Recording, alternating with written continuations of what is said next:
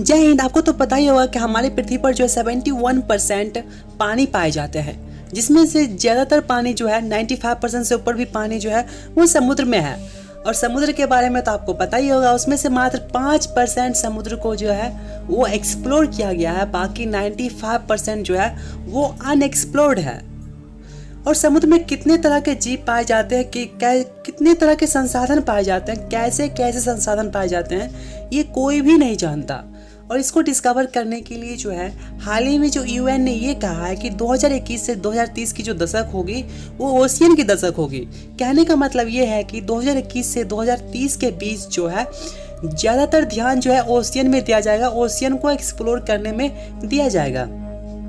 और इंडिया के लिए ये तो बहुत ही ज़्यादा ज़रूरी है, क्योंकि इंडिया चारों तरफ से समुद्र से घिरा हुआ है और साथ ही साथ इंडिया में जो है बहुत कम ही एक्सप्लोर हुआ है समुद्र के बारे में, इसलिए ये बहुत ही ज़रूरी है। इसी कारण जो MOES ministry of earth science ने जो है 2018 में एक मिशन की स्थापना की थी, जिसका नाम जो है डीप ओशियन मिशन दिया गया। डीप ओशियन मिशन जिसका नाम दिया गया।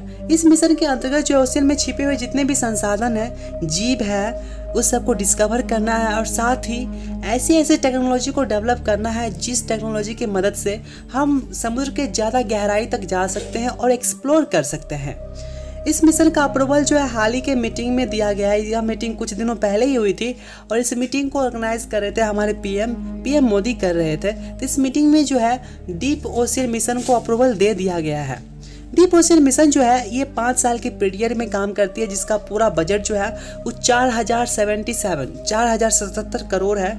और यह जो है पहला फेज इसका जो है 2021 से 2024 यानी कि पहला फेज 3 साल की होगी, जिसका जो बजट है वो है 2823 करोड़ रुपए। यह मिशन जो है 6 कंपोनेंट में बटा हुआ है। पहला कंपोनेंट इसमें से है समुद्री खनन के लिए टेक्नोलॉजी को डेवलप करना। समुद्री खनन के लिए टेक्नोलॉजी को डेवलप करना, इसका मतलब ये हुआ कि जितना भी खनन किया जाएगा तो खनन करने के लिए टेक्नोलॉजी को डेवलप करना होगा, तभी हम ये काम कर सकते हैं। हाल ही में ये अनुमान लगाया गया है कि मध्य हिंद महासागर है, उसमें से जो है 6000 मीटर की गहराई में जो है 380 मिलियन पॉलीमेटालिक नोड्यूल्स पाई जाती है। पॉलीमेटालिक नोड्यूल्स कहने का मतलब ये है कि आलू सेप का जो है मैंगनीज पाए जाते हैं, जैसे कि आलू सेप का जैसे हो गया हमारा मैंगनीज हो गया, और आयरन ऑक्साइड हो गया, इसके अतिरिक्त कोबाल्ट हो गया, कॉपर हो गया। ये सब जो खनिज वो पाए जाते हैं 6000 मीटर की डेप्थ पे, और ये मध्य हिंद महासागर में पाई जाती है। अब ये उतना डेप्थ में पाई जाती है तो उसे बाहर निकालने के लिए तो टेक्नोलॉजी चाहिए, और वो भी मॉडर्न टेक्नोलॉजी चाहिए, क्योंकि उतना भीतर है और उतना अंदर से बाहर निकालना कितना प्रेशर होता है वहाँ पे, ये तो आपको पता ही होगा। अगर हम सिंपल बात करें तो अगर हम समुद्र के अंदर जाते हैं तो वहाँ पे प्रेशर बढ़ता है, वहाँ पे टेम्परेचर जो है नॉर्मल रहता है, लेकिन प्रेशर जो होता है वो बढ़ता है और टेम्परेचर कम हो जाता है, इसलिए बहुत ही डिफ़िकल्ट होता है। इसलिए जो है मॉडर्न टेक्नोलॉजी की ज़रूरत पड़ती है इसके लिए, तो इसे डेवलप करना होगा। दूसरा है ओशियन क्लाइमेट चेंज के बारे में समझना। ओशियन क्लाइमेट चेंज के बारे में समझना, इसका मतलब ये हुआ कि ये तो आपको पता होगा कि जैसे कि जो खनन करते हैं, जो भी खनिज उसको बाहर निकालते हैं, तो इसके लिए जो है क्लाइमेट कितना मायने रखता है।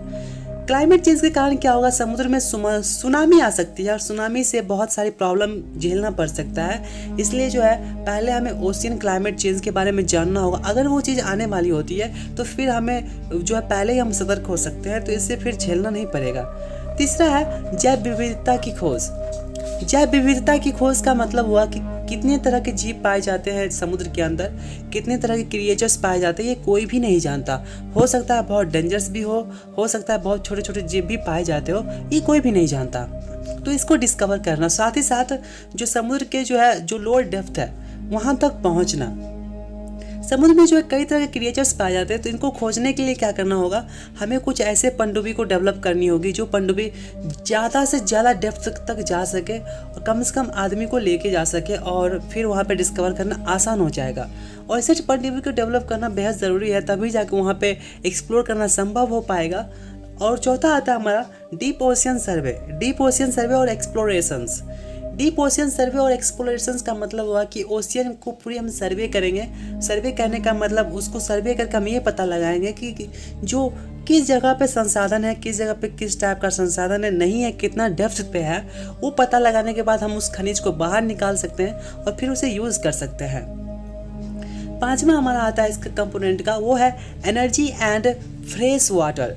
एनर्जी एंड फ्रेश वाटर कहने का मतलब हुआ कि जो भी एनर्जी इसे डेवलप करेंगे, और साथ ही साथ आपको पता होगा कि जो आजकल जो कितने पॉल्यूशंस हो रहे हैं, फिलहाल में कोविड हुआ था तो लॉकडाउन हो गया था, जिसके कारण जो है पॉल्यूशन घट गया था, उतना प्रदूषण नहीं हुई थी, तो ठीक था क्योंकि इंडस्ट्री जो है वो बंद थी।